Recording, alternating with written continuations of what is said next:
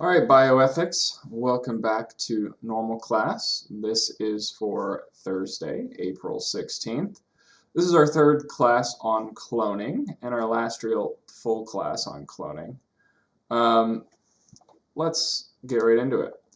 So today we're going to talk a little bit about ethics of cloning, not just the science of cloning, right? So the first question I want to raise is, what in America and especially in Iowa, what kind of laws do we have about cloning? Well, in Iowa, at least, reproductive human cloning is illegal. Meaning, if you clone a human entirely, like we did with Dolly the sheep, that's illegal. You'll go to jail for doing that. Research on embryonic stem cells was illegal until 2009. Of course, adult stem cell research has always been legal basically everywhere.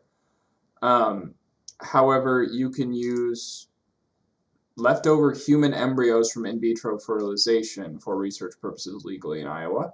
And it's quite possible that you could use aborted fetal remains for embryonic stem cell research as well, in light of our most recent state Supreme Court interpretation that in Iowa, people have a constitutional right to abortion, which may or may not have legal ramifications on embryonic stem cell research. Now, our state legislature is passing a constitutional amendment that says people do not have a constitutional right to an abortion, and so that could change as well. So the laws are in flux somewhat. Essentially, it's like this. If it's stem cell research in Iowa, it's probably legal. If it's whole human cloning in Iowa, it's probably illegal.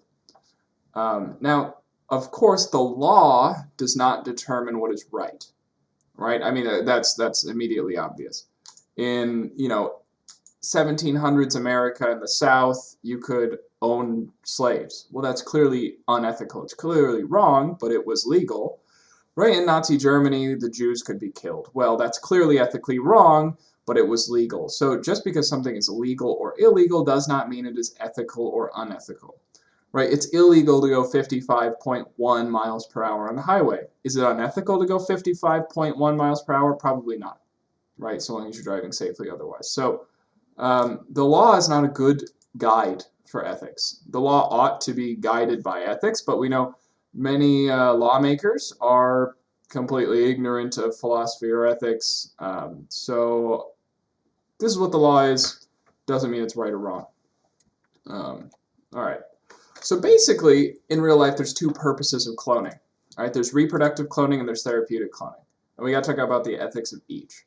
Reproductive cloning is cloning yourself. You're like, I, in some weird, not true way, want to live forever, so I'm going to clone myself.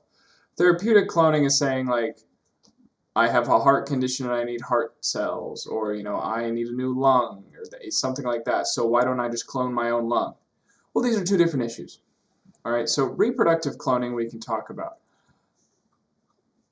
And we'll talk about it shortly later, but you are creating a new human person um, outside of what are the normal means, outside of what are the natural means. So the first ethical question to consider is it ethical to create a human person outside of the natural means? Right? Is that ethical at all? This child won't have parents. It'll be the first child without a parent, right? Which is weird. Is it ethical to bring a child into the world who has no parents?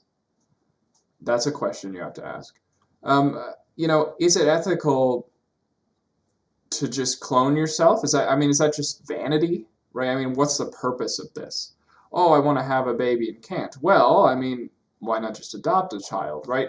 It seems as though there's a lot of questions to be raised about reproductive cloning and not a lot of positive answers, right? I mean, what's a good use of reproductive cloning? Well, because it's cool science, maybe, but that seems to be about it. And so on the surface level, reproductive cloning seems to have a lot of problems ethically. Therapeutic cloning, on the other hand, probably doesn't.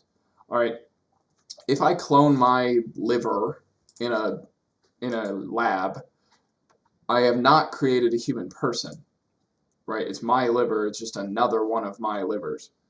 Um, it's not a person, and so I can't, killing the liver has no sort of ethical ramifications because it's not a person. Um, the use of the liver that I create in the lab for therapeutic purposes probably seems fine, right? Am I harming anyone? No. Is any human person being killed? No. Right? I'm just growing my own tissue in a lab to use back into my body. So I'm repairing my body by means of cloning my own cells. That seems to have significantly less ethical issues, right? However, we could find ethical issues if we say, like, well, I'm just going to clone my brain because I have, say, Alzheimer's. And it's like, well, is cloning a brain the same thing as cloning a liver, right? Well, no, probably not, right? Does it have something more intricately to do with being a human person having a brain than having a liver? Well, yes, right? And so cloning a human brain seems to be borderline cloning a human person. And so we have more ethical issues there. But as far as, cloning your liver, your kidney, your spleen, these sort of things for transplants, or maybe some sort of therapies involved with cloning your bone marrow or those sort of things, or maybe cloning teeth to use as implants, for all I know. These sort of things don't really have anything to do with creating new human persons, and certainly seem to be, promoting health.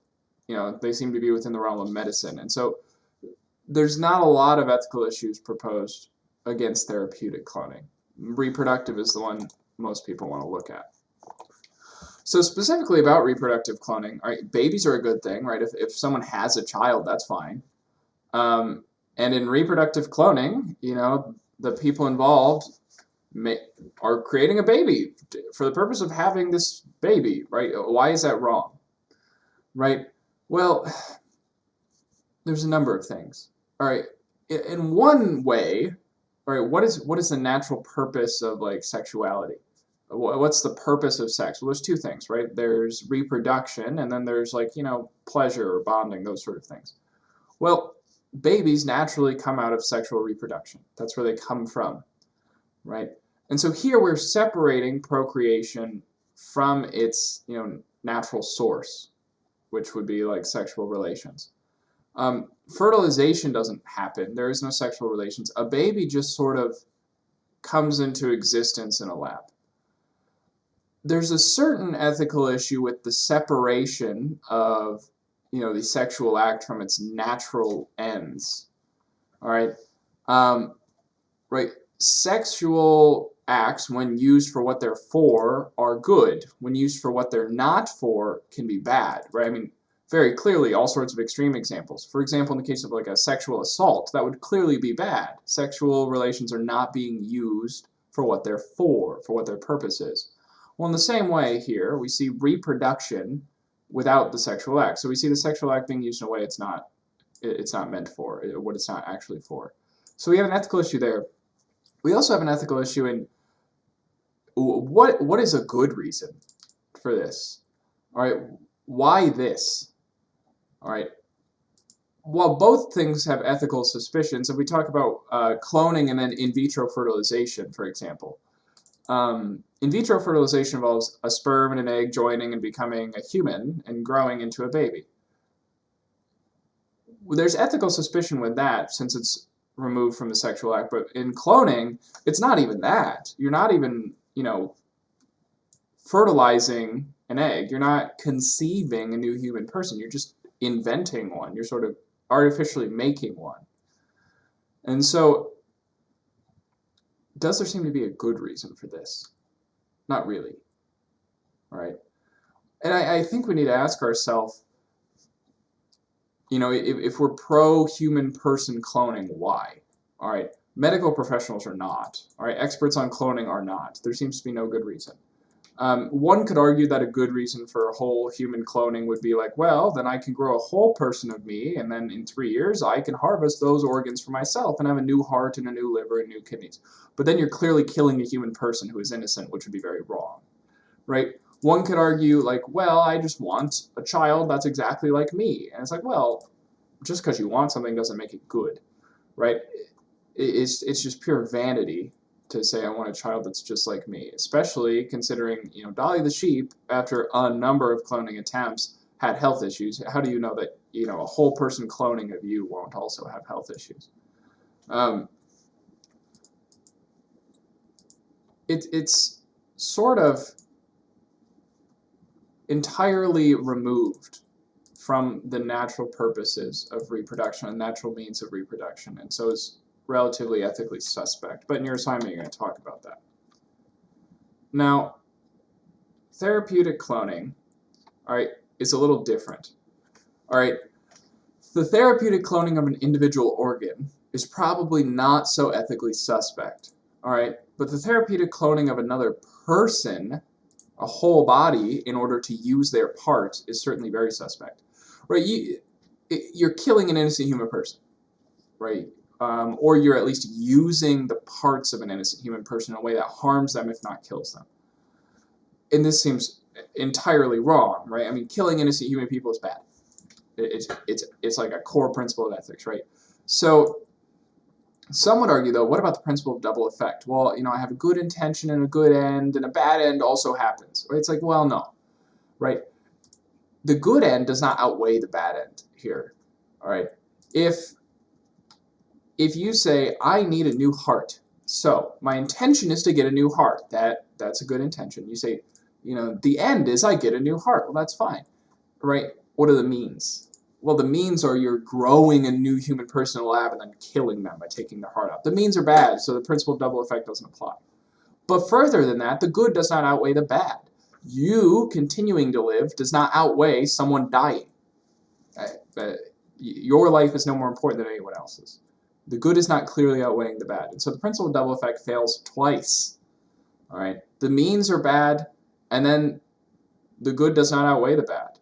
All right. Even if you were growing, a copy of yourself to harvest a kidney, all right, the clone of yourself will probably not die. Right. However, you are harming them. Right. You're like, intention, get a new kidney, that's fine. End, get a new kidney, that's fine. Means, harvest it from my unwilling clone or my unknowing clone. It's like forcibly taking a kidney from someone is bad. Right? You forcibly removing an organ from someone, even if it doesn't cause them too much harm for your own personal gain, is bad. Right? And further, does the good outweigh the bad?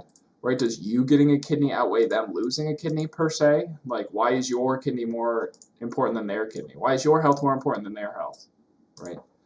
We see significant issues with the use of growing a whole human clone for therapeutic reasons. Right? We're sort of devaluing the person. You're like, well, I'm a real person, but even though this clone is exactly like me in every way, it's not a person, right? Because I made it. Right? I made it, so it's my property. It's not a person, right? And that sounds suspicious, and it ought to sound suspicious, because that's essentially slavery, and in some ways worse, because not only are you enslaving this clone, you're also killing it.